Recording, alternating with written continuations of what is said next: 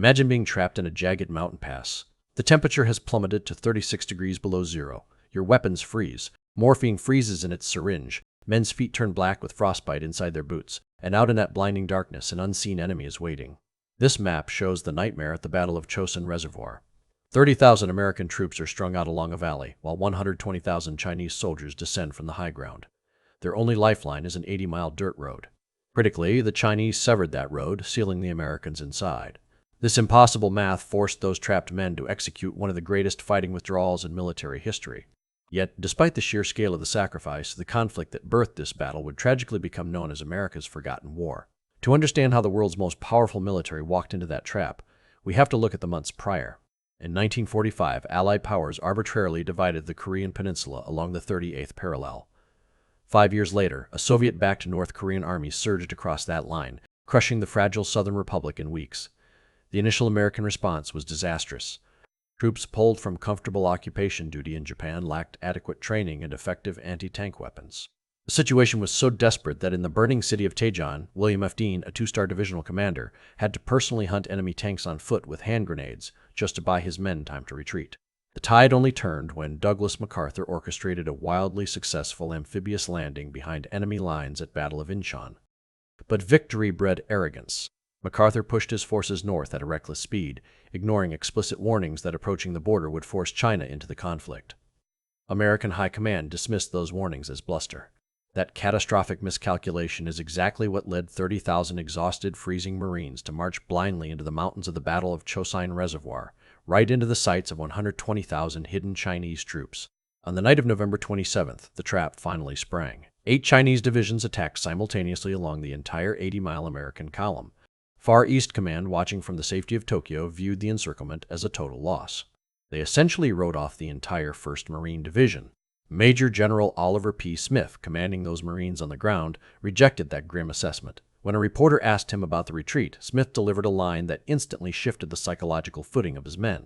"Retreat, hell! We're not retreating, we're just attacking in a different direction." Executing that withdrawal required holding off the advancing Chinese long enough for the wounded and equipment to escape. That brutal rearguard duty fell to Colonel Lewis Puller, the most decorated Marine in American history.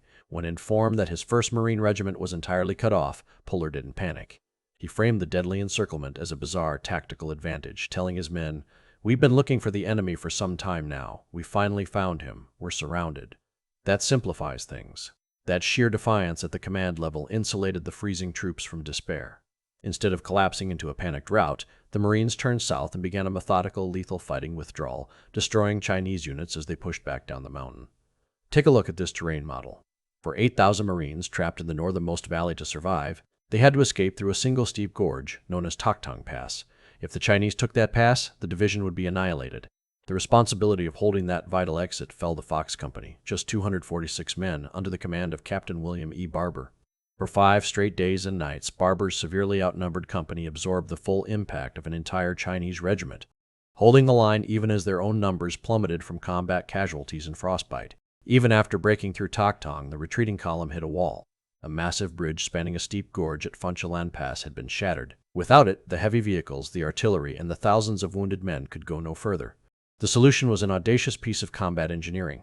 The United States Armed Forces rigged massive multi-ton steel bridge sections to heavy parachutes and airdropped them directly into the freezing combat zone. The Marines assembled the span under active enemy fire and drove their column across the gap.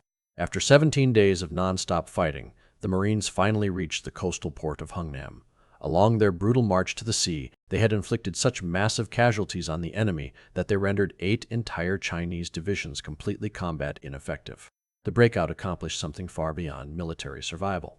As the military fleet evacuated the exhausted troops, they also loaded 98,000 South Korean civilians onto the ships, rescuing them from communist reprisal in one of the largest humanitarian evacuations of the 20th century. Following the dramatic sweeping movements of 1950, the Korean War ground to a halt. By mid-1951, the front stabilized near the 38th parallel, and the conflict evolved into a grueling trench war.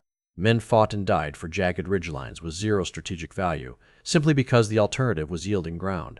Peace negotiations dragged on for 2 agonizing years, and for every day the politicians debated the terms and safety, young soldiers continued to die in the mud and snow, at nearly the same rate as they had during major offensives. When the shooting finally stopped in July 1953, It wasn't with a surrender, but an armistice.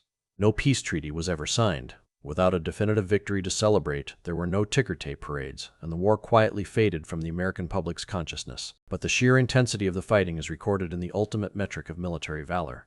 More than 150 medals of honor were awarded for actions in Korea, the highest total for any American conflict following World War II. Approximately 70% of those medals were awarded posthumously. Behind every one of those citations is a teenager or a young man facing an overwhelming enemy force, making a split-second decision to sacrifice his own life to save the soldiers beside him. For thousands of American families, the Korean War is not history, it is an open wound.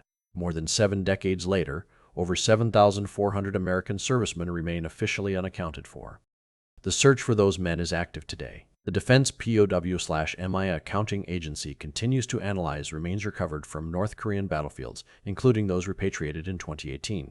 Right now, in 2025, families are still receiving phone calls that their fathers and grandfathers have finally been identified. The American public might suffer from historical amnesia, but look at South Korea today. South Korea is a thriving, technologically advanced democracy of 52 million people. That nation and every piece of innovation it produces exists because those young men held the line. At the Korean War Veterans Memorial in Washington, D.C., the faces of those who served are etched permanently into the granite wall. Their eyes follow you, a silent reminder of the cost of freedom. They call it the Forgotten War, but the vibrant nation of South Korea remembers. And the men who fought their way through the sub-zero hell of the Chosin Reservoir never forgot a single day.